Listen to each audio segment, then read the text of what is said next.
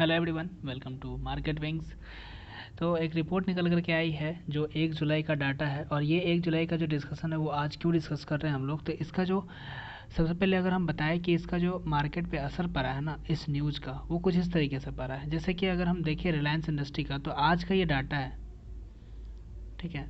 एक सेकेंड, ये आपका आज का डाटा है। इस डाटे में क्या है कि जो यहाँ पर आप देख सकते हैं कि सेंसेक्स में क्या हुआ है कि लगभग ये जो गेन है वो लगभग 1.16% का है।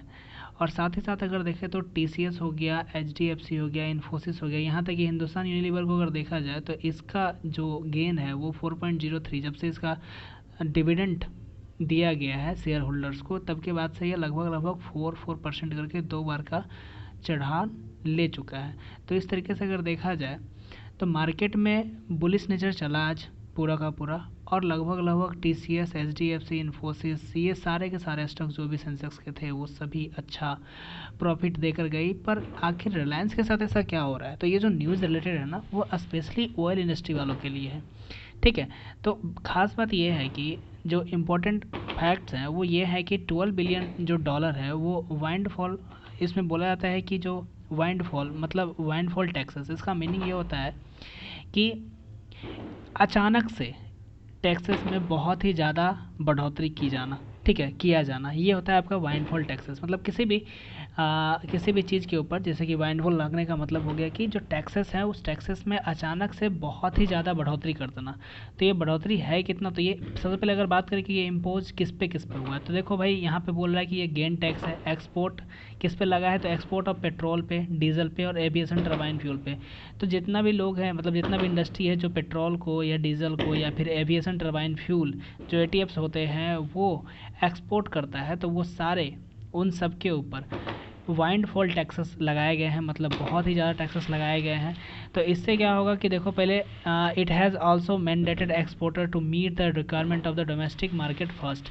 इसका मतलब सबसे पहले आपको ये ध्यान देना होगा कि क्या इसका इंडिया में रिक्वायरमेंट ज़्यादा है। तो एज पर द एक requirement of domestic market, first of all in सारे कंपनी को जो डोमेस्टिक रिक्वायरमेंट्स हैं उनको फुलफ़िल करने पड़ेंगे, तभी ये, ठीक है, तभी ये ATFs वगैरह या फिर पेट्रोल या डीजल को बाहर एक्सपोर्ट कर सकते हैं। और अगर एक्सपोर्ट करते हैं तब भी उनको जो ड्यूटी पे करना पड़ेगा वो कुछ इस तरीके से करना पड़ेगा कि जो ड्यूटी है इस पर वो लगाया गया है कुछ इस तरीके से कि जितना भी क्रूड ऑयल है या कुछ भी, देखो जब टैक्सेस इंक्रीज हुआ है तो ये क्या होगा कि प्रॉफिट जो है वो इंडियन क्रूड ऑयल प्रोड्यूसर जो भी है, जितना भी, जैसे कि हमारा रिलायंस इंडस्ट्री हो गया या ONGC हो गया, ये सब के प्रॉफिट में क्या होगा? कटौती होगा। ऑब्वियस सी बात है, जो टैक्सेस सरकार को देने पड़ेंगे वो टैक्सेस जो कटेंगे वो कहाँ कटेंगे?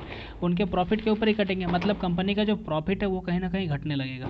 और अगर कंपनी का प्रॉफिट घटेगा तो भाई शेयर होल्डर्स के इंटरेस्ट घटेंगे, और शेयर होल्डर्स के अगर इंटरेस्ट घट गए तो फिर आपका शेयर में मार्केट में एक अच्छा खासा डाउनफॉल दिख सकता है। तो इस तरीके से यहाँ दिखाया जा रहा है कि following the government's announcement Indian oil companies will have to pay RS6 पर लीटर। मतलब कि अब से क्या होगा कि जो नया टैक्सेस लगाया गया है उसके हिसाब से पर लीटर 6 रुपये का टैक्स इम्पोज, मतलब टैक्स पेमेंट पे करना पड़ेगा। इसका मतलब कि अराउंड USD 12.2 पर बैरल, यानी कि 12.2 डॉलर जो है वो पर बैरल अब से जो नया टैक्स है वो एक्सपोर्ट पे, पेट्रोल हो या फिर डीजल हो या पेट्रोल हो या डीजल हो, सॉरी पेट्रोल और जो ATF हो उस पर हमारा 12.2 USD का जो टैक्सेस है पर बैरल वो देना पड़ेगा। और साथ ही साथ 13 रुपया पर लीटर, ठीक है, यानी कि अराउंड 26.3 पर बैरल, ठीक है, इतना उसको एक्सपोर्ट पे देना होगा। तो ये सारे के सारे जब एक्सपोर्ट पे टैक्सेस बढ़ेंगे तो कंपनी का जो ग्रोथ है, कंपनी का जो प्रॉफिट है, वो प्रॉफिट क्या होगा? कटौती होगा। तो इसीलिए देखा गया है कि सारे कंपनियां ठीक ठाक चल रहे हैं, बुलिश चल रहे हैं, पर जो जितना भी ऑयल, जो क्रूड ऑयल प्रोड्यूसर कंपनी है वो सारे के सारे आपके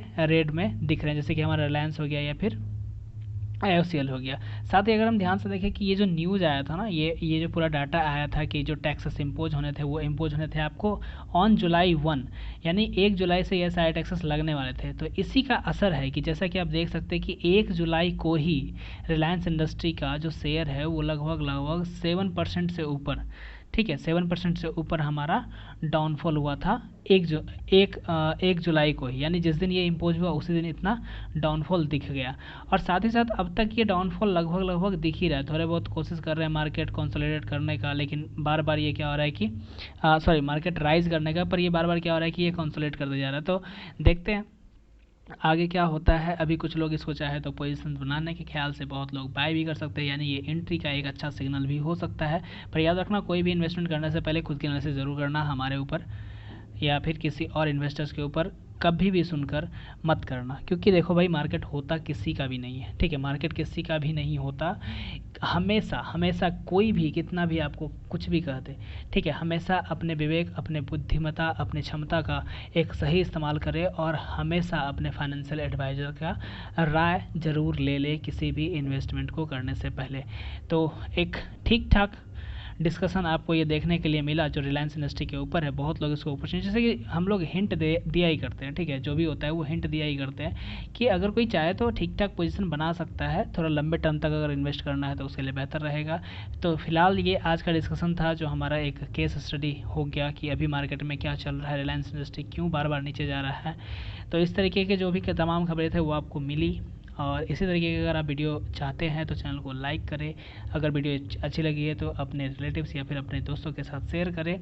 और तब तक के लिए जब तक हम लोग नए वीडियो लाते हैं तब तक आप बने रहें। Thanks for being with us, have a nice day, bye bye.